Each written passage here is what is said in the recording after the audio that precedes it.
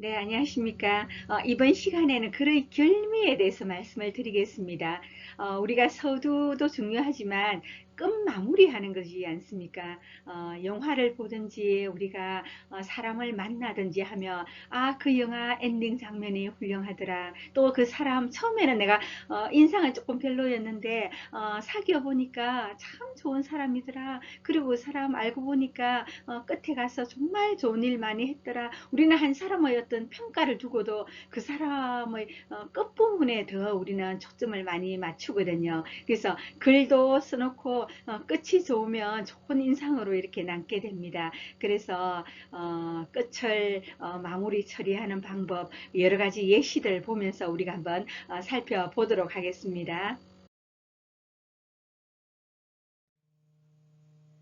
네, 글의 결미에 앞서서 지난 시간에 우리가 태고에 대해서 공부를 했는데 한 번 더 우리가 훑고 넘어가겠습니다. 태고라는 것은 크게 딱 세 가지입니다. 예, 지금까지 내가 쓴 글을 더하고 어느 부분에 더할 부분에 더하고 그리고 빼야 될 부분에 글을 빼주고 그리고 순서가 서로 맞지 아니하면 예, 순서를 바꿔주고 크게 요 세 가지를 태고를 합니다. 자, 하는데 한 21가지 정도 이렇게 나열을 해놨는데 여러분들은 태고를 하면서 나는 어떤 부분에 중점을 두어서 태고를 하는가 한번 되짚어 보기 바랍니다. 또 실제로 내가 글을 뭐 써놓고 태고를 중요시 생각 안 하고 별로 안 하는 경우도 사실은 많습니다. 그래서 이제부터는 어떤 글을 써서 뭐 이렇게 제출을 하든지 남에게 보여주든지 할 때 여기서 내가 꼭 한번 훑어보고 태고의 중요성에 의해서 글을 마무리했으면 좋겠습니다. 자, 우리는 보통 21번 맞춤법이 틀린 것은 없는가? 이거부터 먼저 봅니다. 그죠? 예, 괜찮아요.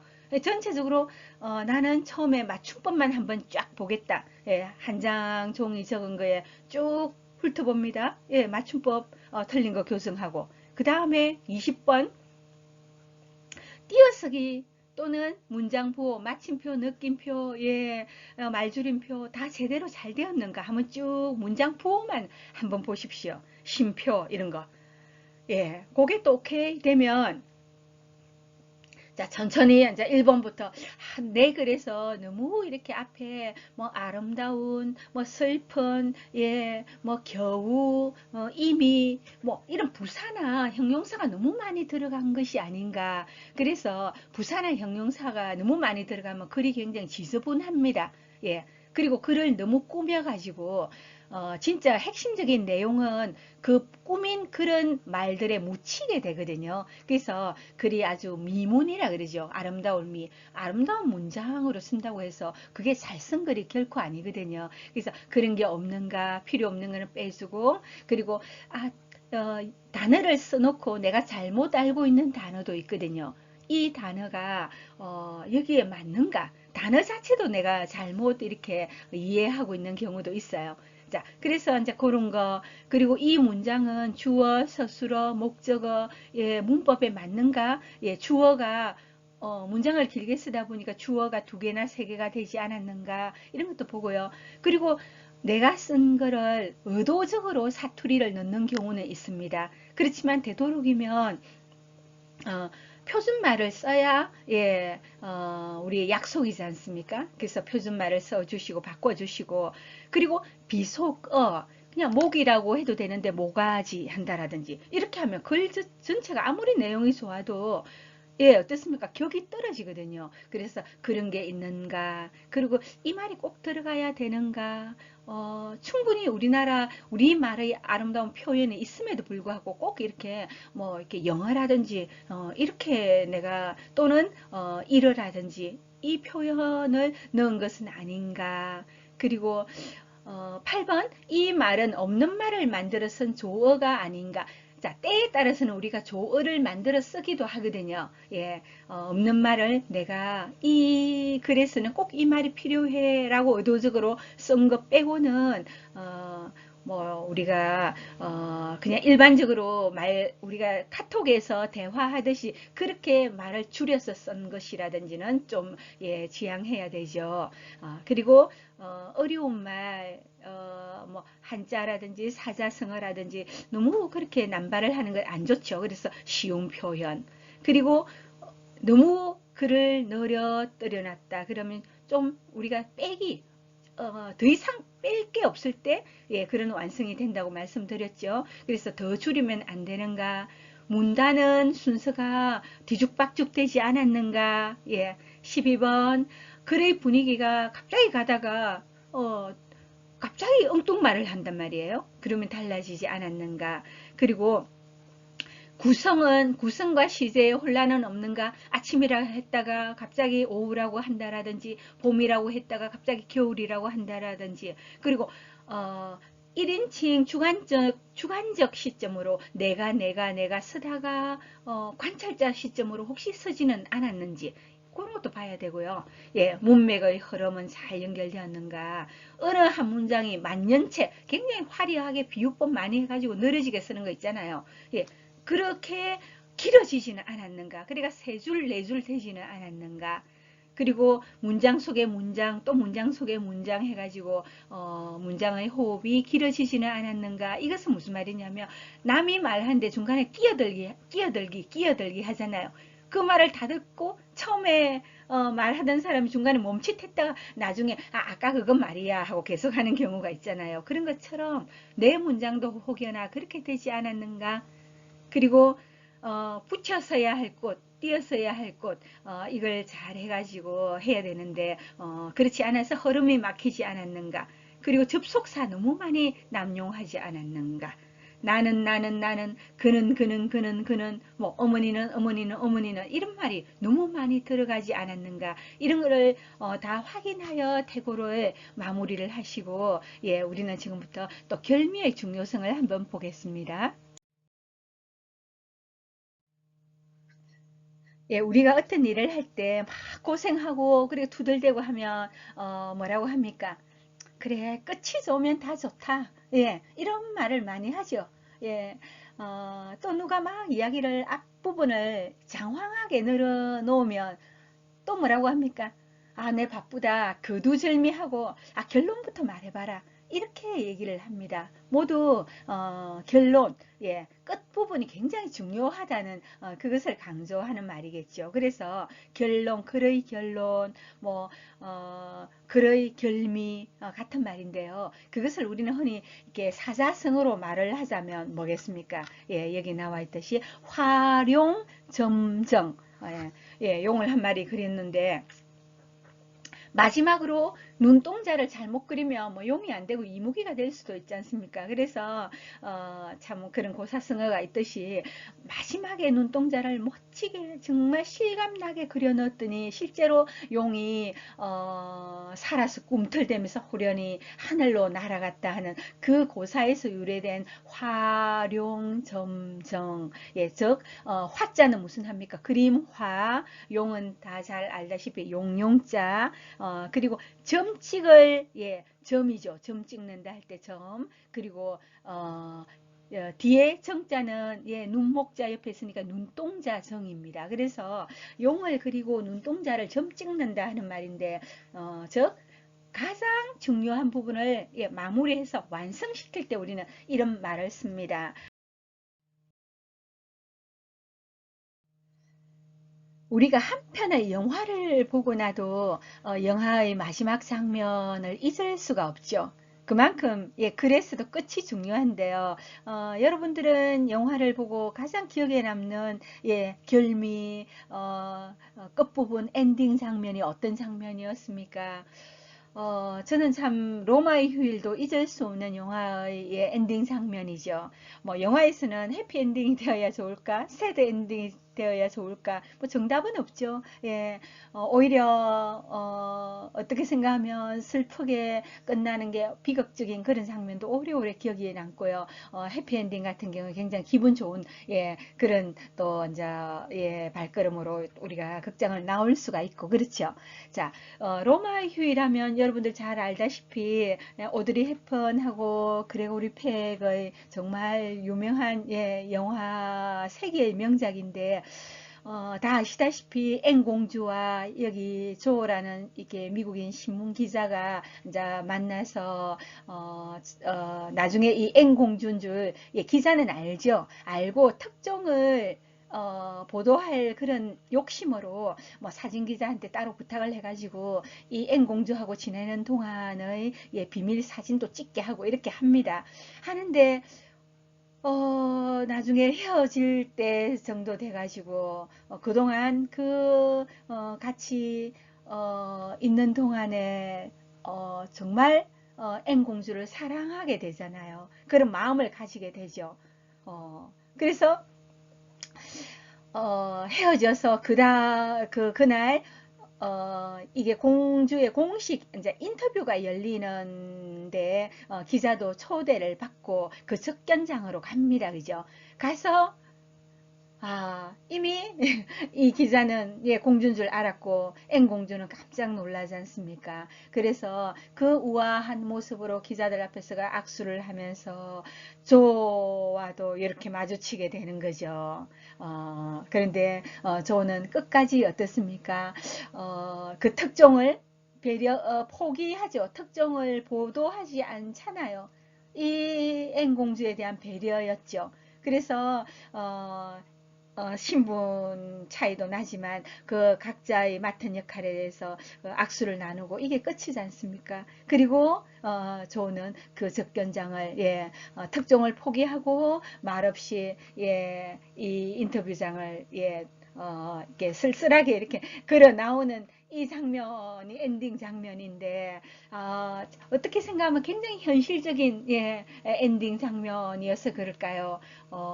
공주하고 사랑이 이루어졌으면 또 어떨까요? 예, 어쨌든 로마의 휴일은 이 엔딩 장면도 결코 잊을 수 없는 장면인 것 같습니다. 또 글하고 연결시켜서 한번 보죠. 러시아 작가죠. 안톤 체호프가 무슨 말을 했느냐면, 어, 글이 실패하는 원인이 서두에 있다고 이렇게 말을 했거든요. 글이 실패했다면 그 원인은 서두에 있다. 자, 이것하고 비슷하지만 오헨리 같은 경우에는 오헨리는 단편의 완전 대가잖아요. 예, 오헨리 같은 경우에는 결말은 그 글의 결말은 언제나 그 글의 성공을 좌우한다. 또 이런 말을 했습니다. 뭐 어떻게 생각하면 서두도 굉장히 중요하고 결말도 굉장히 중요하죠. 그래서 오늘은 이제 결말을 하니까 우리가 결말하면 마지막 입세라는 그 책을 떠올리죠. 다 아마 교과서에 이렇게 나와 있기 때문에 우리가 마지막 입세를 모르는 분들은 아마 없을 겁니다. 그죠? 어, 굉장히 가난한 화가인 그 뭐 존 씨지요. 존 씨하고 수하고 가 나오는데 존 씨가 이렇게 폐렴에 걸려가지고 침대에 누워서 막 이렇게 힘들어하고 있으면서 저 밖에 있는 그 잎새가 마지막 저기 나뭇잎이 떨어지면 자기도 이제 생명이 다 돼서 죽을 수 있을 거라고 그 친구 수한테 말을 합니다. 그래서 참 친구는 속이 상하죠. 그래서 이웃에 있는 그 조금 평소에 고약한 할아버지한테가 막 하소연을 했어요. 그래서 그 할아버지가 이제 그 말을 들었습니다. 근데 막 어느 날 막 비바람이 몰아치고 해서 분명히 마지막 그 저기 나뭇잎 마지막 잎새도 떨어졌을 거라고 수는 생각하고 존 씨가 그걸 열면 실망할까 봐서 막 창문도 가리고 이러죠. 그런데 이제 나중에 그 다음날 존 씨가 창문을 딱 열어보니까 마지막 잎새가 어땠습니까? 떨어지지 않고 이렇게 붙어 있었습니다. 예. 그래서 또 이 존 씨 같은 경우에는 희망을 가지고 또 살아났거든요. 그런데 나중에 알고 봤더니 그 마지막 ip새는 누가 그린 겁니까? 아까 조금 성격이 고약한 그 병한 노인인가 그분이 그리고 그분은 또 병에 걸려가 돌아가신 거예요. 그래서 타인의 그 마음, 그 기대를 알고 이렇게 벽에다 그림을 그려서 다른 사람의 생명을 또 연장을 시킨 그 마지막 ip새라는 우리가 아주 기억에 남는 거, 그 결말이 또 그렇게 가슴 찡했기 때문에 기억에 남지 않습니까? 그죠? 그래서, 마지막의 어떤 입새에 대한 그런 결미도 한번 살펴봤고요. 또 계속 보죠. 김선태 시인이 쓴 시 제목이 글씨 혹은 새때 하는 예, 시가 있습니다. 창공을 나는 그 새들의 군무, 예, 뭐, 이렇게 기러기 떼일 수도 있고요. 까마귀 떼, 또 뭐, 가창오리 떼. 우리는 새들이, 이렇게 많은 새들이 하늘을 날아서, 뭐, 서쪽이든, 예, 밤에 내려앉는 광경이든, 예, 아침에 또 예, 먹이를 구하러 날아가는 예, 그런 풍경을 우리는 보지 않습니까? 볼 때 새들이 하늘을 확 이렇게 날아다니는 것을 보는 관점에 따라서 하늘을 수를 놓는다라고 표현하는 분도 계시고 하늘에서 춤을 춘다. 그러니까 새들이 군무, 예, 춤을 춘다고 표현하는 분도 계시고요. 어, 또 새들이 또 하늘에 글씨를 쓴다고 표현하는 분도 계시고, 이게 뭐 여러 가지 자기가 보는 그 관점에 따라서 표현을 달리 하는데, 김선태 시인은 새들이 하늘에 이렇게 글씨를 쓰는 걸로 까만 점들, 예, 이것들이 문장으로 이렇게 글씨로 보인 거죠. 예, 그렇게 시를 썼는데 처음 부분 볼까요? 철새 도래지를 다녀온 날 밤 책을 읽다. 글씨들이 새대로 읽힌 적이 있다. 그러니까 눈에 새떼들을 담고 온 거죠. 그 검은 새떼. 그래서 집에 와서 책을 읽는데 그 새떼들이 책 글자에 내려앉은 겁니다. 글자도 새대로 보이는 거죠. 그리고 보니 하늘에 있는 새가 또 다시 글자로 다시 우리가 기억을 돌려서 보는 겁니다. 자기들끼리 그대한 몸붓으로 몸이 예, 붓이 되는 겁니다. 글자를 쓸 수 있는 붓이 되는 거죠. 몸붓으로 허공에 질서정연한 문장으로 내려앉았다. 예, 허공에 떠 있다가 아니고 글씨를 써서 허공에 글씨를 써서 내려앉았답니다. 그게 중간이고요. 그래서 마지막 부분 철새 도래지를 다녀온 날 밤 나는 해독할 수 없는 새떼 한 권을 읽었다. 예, 철새 도래지를 다녀온 날 밤 나는 머릿속으로 생각해 보니까 그 새들이 공중에 쓴 문자가 도대체 인간들한테 무슨 말을 하는 건지 분명히 있을 건데 나는 인간이 이 무능한 인간이 돼가지고 새떼가 쓴 그 언어를 다 해석을 할 수가 없어요. 그래서 해독할 수 없는 새떼. 그 새때의 기억, 그게 눈 망막에 맺혀서 내가 책을 보더라도 그 새때가 아른거려서 실제 읽고 있는 책도 오늘을 밤만은 잘 이해를 할 수가 없어요. 해독을 할 수가 없어요. 예.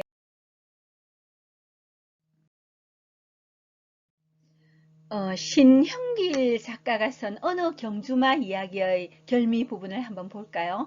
예, 늙은 경주마가 일본에서 하루 우라라라는 경주마가 있었거든요. 이 6년 동안에 100경기가 넘는 경기에 출전했으나 한 번도 우승을 못했는데도 불구하고 아주 이 경기만은 인기가 있었거든요. 자, 왜 인기가 있었냐 하면 뛰다가 어느 한 부분에 아주 절정을 보여주는 거예요. 그냥 맨날 꼴등 하는데 어느 부분에 가서 막 전력 질주를 하는 그 모습을 보려고 사람들이 뭐 꼴등할 줄 알면서도 이 경주마한테 이렇게 돈을 거는 거죠. 그래서 마지막에 3번의 결미 부분에 보면 참 저 이상한 말을 보게 된 거죠. 끝까지 달리는 독종을. 그래서 저 늙은 말이 미쳤나 보다, 쓰러지겠어. 사람들은 이렇게 중얼거리면서도 감탄하고 눈물 흘리는 거예요. 왜냐? 그것은 눈물 나도록 뛰어가는 그 경주마를 누구와 같다고 여기는 거죠. 자기 자신. 나도 저렇게 전력 질주하고 저렇게 달리던 젊은 시절이 있었지. 예. 그러면서 사람들은 그 늙은 경주마 하루 우라라와 자기 자신을 일치시키는 마지막 문장을 보고도 다들 감동을 하는 겁니다.